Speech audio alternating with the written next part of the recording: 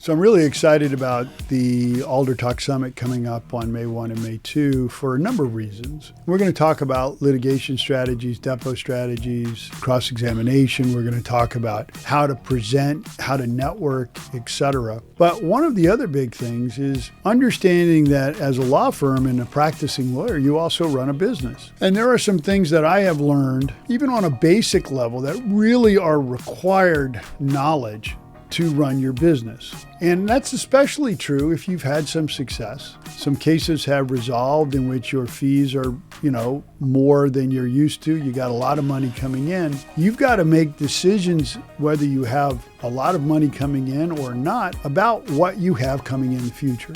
And then you can allocate that money in its best way. Maybe you move to an office, maybe you're hiring help, maybe you want to invest in some hard asset, buy a building, or maybe do some marketing or some advertising.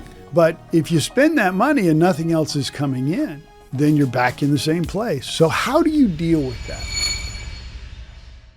Very generally, every case you have is something in your inventory. Now, obviously we have fiduciary duties to our clients, and I'm not talking about clients as widgets, but just generally I want to talk about a case when you put in time and money and effort is going to have a general projected value that if you have some experience, you can conservatively, most of the time, not every time, but conservatively come up with an estimated value of what a relatively good result from settlement would be.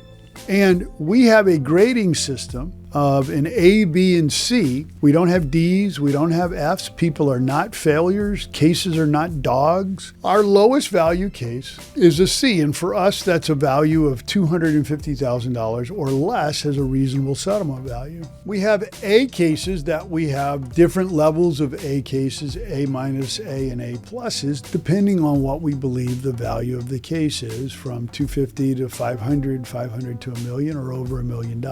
And then we designate the cases that we don't really know what the value is yet. It's new. We don't know what the coverage is. We don't know how severely injured our client is. Maybe there's questions about liability and who ran the red light that we need to do more discovery. And maybe the case becomes positive for us, or maybe it becomes negative and we don't know what the value is. We call that a B, as in boy case, and we just assign a generic $250,000 value to. Now, right away, what that allows me to do is if I can push that into a list of all of my cases, particularly on a dashboard, because it's all in a case management program with the projected value in the case grade, it pulls it into a list of all of my cases that not only give me the value and the grade for every case, but collectively the total value of all of the cases, all of the inventory. And if you know what that collective value is, and you know generally what your recovered percentage fee is on those cases, then you can know that if every one of those cases resolved for the conservative projected value, and you got that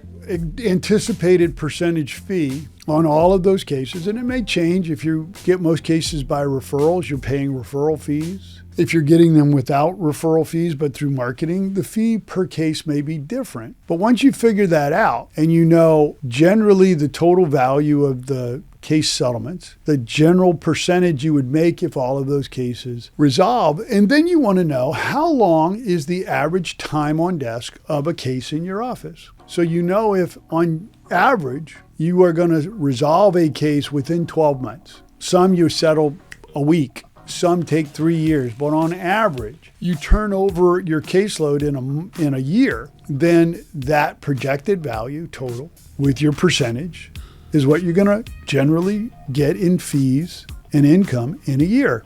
If your time on desk is 2 years, then that total value with your fees, you're going to get half of that in a year and the other half in the next year. If your time on desk is a year and a half, then you're going to get 75% of that total number. Now you can see that gives you a lot of information.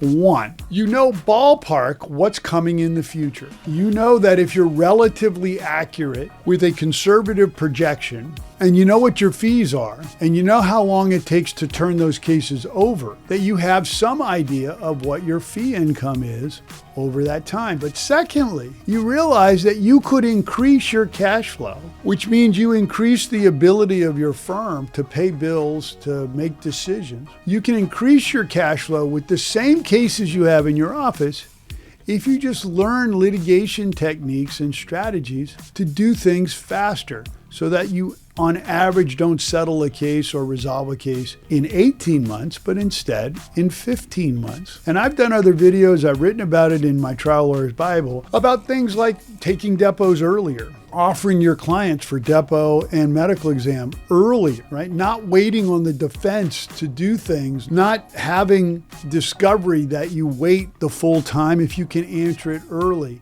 not giving as many extensions, not continuing trial dates and arbitration dates, demanding arbitration dates first before you engage in discovery in a UM case. Right? Making a policy demand as soon as you can, volunteering information up front that usually the defense wouldn't be entitled to for a couple of months. And if you do that on your cases, you can move the time on desk to a shorter period. Same cases, same value, shorter period, more money.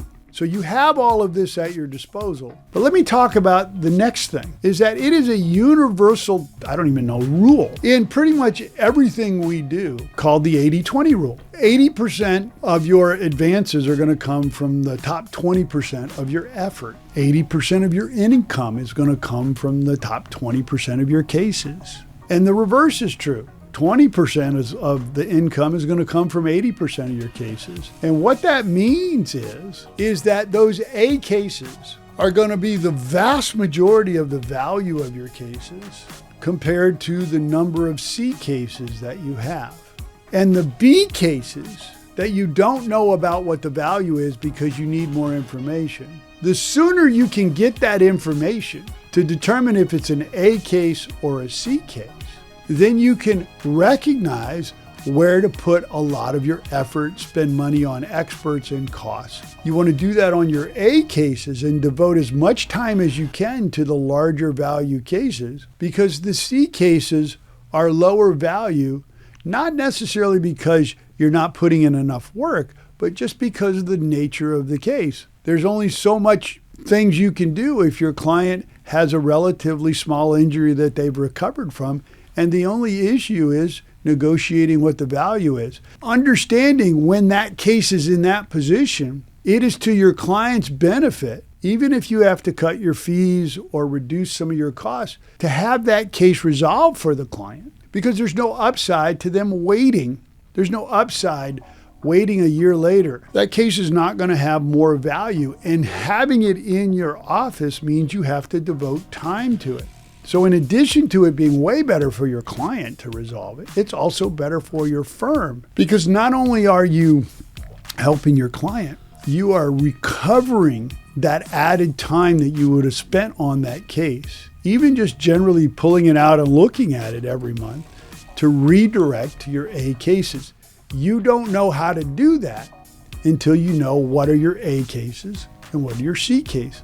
And the longer that a case stays in a undetermined value of a B, you may be working on a C case that you could resolve once you realize what the real value of the case is. And you don't want to put your client in just a holding pattern, but you also don't want to do work on a file that's not going to add value to your client. It's better for everyone to figure that out as soon as possible and resolve the case, so you can work on the 20% of your caseload that's going to result in the maximum value for your clients and for your firm.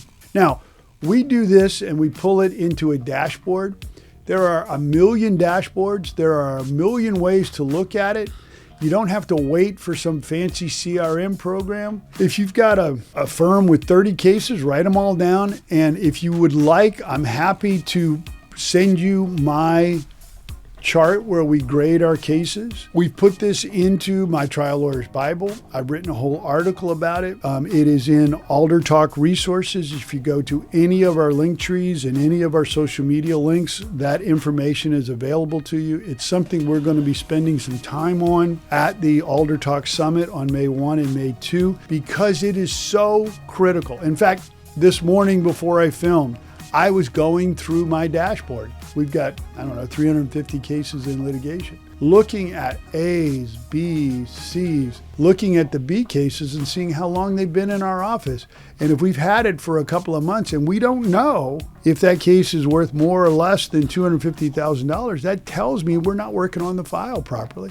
We're not doing the discovery. We're not getting our clients to the right experts, the right doctors to figure out the level of their injury. We're not taking depositions to determine liability. And once we do that and we can determine more accurately the value of the case, it helps us allocate our resources in a way that helps our client the best, but also helps all our other clients by allowing our firm to devote our top resources to the most efficacious way into the biggest cases in our office. So if you need any more information, please reach out. My info is in the bio or the video description.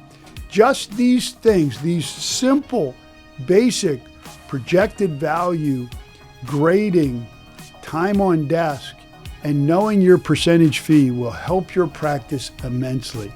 Come on now.